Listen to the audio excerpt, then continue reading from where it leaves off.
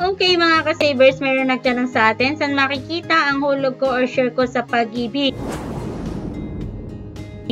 Siyempre mga ka-savers, pinakamabilis po ay dapat ay meron kang virtual Pag-ibig online. Ayan. At kung wala ka pa naman po nito, meron naman tayong tutorial video na ilalagay ko na lang po sa description ng video ito. And hindi lang yan, kakaroon ka pa rin po ng update kay Pag-ibig kapag ikaw ay merong virtual Pag-ibig online. Okay mga ka-savers, para sa yung katanungan na kung saan makikita, first kailangan po ay makapag-online ka or makapag-open ka ng iyong account sa ating virtual Pag-ibig. I-click mo lang po itong virtual Pag-ibig na to. And then, magkakaroon ka na po dito ng inputa ng email address and password mo. Take note, dapat alam nyo po yung email address nyo and password nyo para ma-open nyo ang inyong virtual account. And after that, dito po sa inyong account mga ka-savers, makikita nyo po dito yung regular savings. Itong regular savings na po ito, nandito po yung update ng mga shares nyo or contribution nyo kay Pag-ibig. And ito na po yung ating account. Makikita nyo dito yung Pag-ibig mid number nyo, employer, and then yung total share, and total share na employer. Take note, nahati po lagi si employee at si employer sa share natin kay Pag-ibig.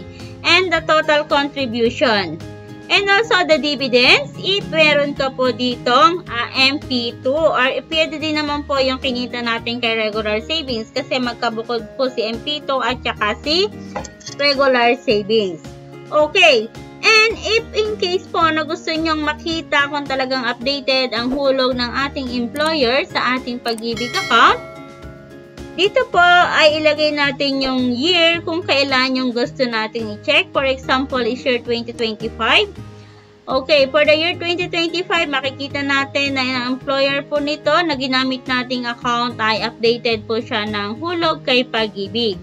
And makikita rin po dito magkano ang hinulog ni employee at saka ni employer.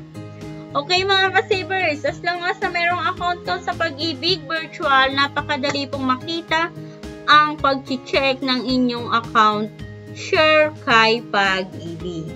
Okay mga ka-savers, pwede nyo po akong i-follow sa ating YouTube channel, FB page, and TikTok account. Thank you so much for watching and please don't forget to subscribe and click the bell button para lagi kang updated sa mga videos natin.